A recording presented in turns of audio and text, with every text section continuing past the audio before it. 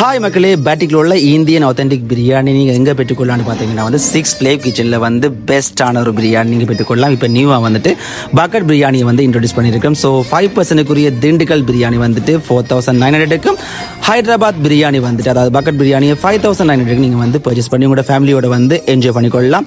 இந்த பக்கெட் பிரியாணியோட அடிஷனலாக வந்து ஆனியன் ரைத்தாவும் கிரேவியும் வந்து நீங்கள் பெற்றுக்கொள்ளலாம். ஸோ உங்களோட வீக்கெண்ட் அண்ட் ஒகேஷன்ஸை வந்துட்டு 6 ஃப்ளேவோட ஹாப்பியாக என்ஜாய் பண்ணுங்கள்.